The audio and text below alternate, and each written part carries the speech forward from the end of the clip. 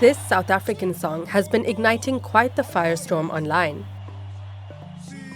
Once deemed a struggle chant, modern adaptations of it have kindled cries of white genocide. So why is this song so controversial? Well, it's mostly to do with its lyrics.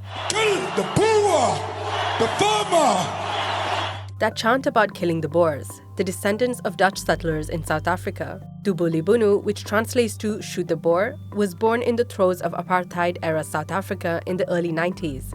Apartheid, which is the Afrikaans word for separateness, was pretty popular among white voters who sought to preserve their dominance over South Africa's black majority.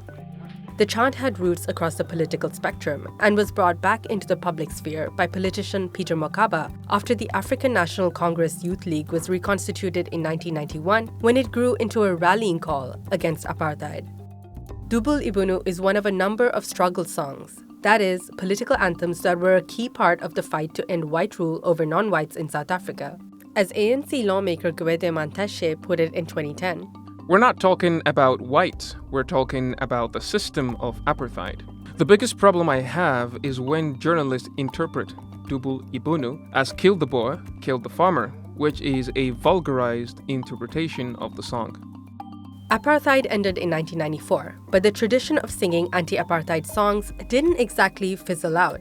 Driving the resurgence of Dubul ibhunu in the early 2010s were some familiar faces. Then President of South Africa and the African National Congress, Jacob Zuma, and Julius Malema, the leader of the far-left economic freedom fighters. Both leaders faced repercussions in court for those actions by right-wing and rights groups over hate speech. In 2022, though, a court ruled that singing the song is tantamount to free speech and that banning it would curtail freedom of expression.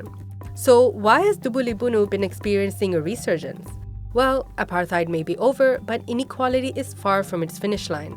As one South African told TRT World, "I honestly think that we are far from being economically free as Black South Africans. The majority of the land and the wealth are still in white hands." Indeed, whites own more than 70% of farms held by individual owners, according to a 2017 government audit. That's even though the white population only makes up 7.7% of the population. Such inequality has served to galvanize support for the EFF, which, according to Malema, is the fastest growing party in South Africa, garnering support from much of the country's black youth. Malema has been using Dubul ibhunu to market one of the EFF's core policies, that is, land expropriation. This article puts South Africa's land issue in perspective. With a population growing rapidly and migration still ongoing, the land issue has exploded. There are millions upon millions of people with nowhere to go in a country where everywhere you look, there are vast tracts of wide open, white-owned land occupied by nothing but sheep and wandering guinea fowl. Deborah James, an anthropologist, says this on land and restitution in South Africa. Land is not only understood literally, but has become a fulcrum for social and moral disputes. The controversial nature of the song hasn't won it many fans, particularly among the white community. It's actually helped fuel a conspiracy theory that claims a white genocide is in progress, wherein Afrikaner farmers are murdered by the black public. But this claim is patently untrue. In fact, it has been called a myth.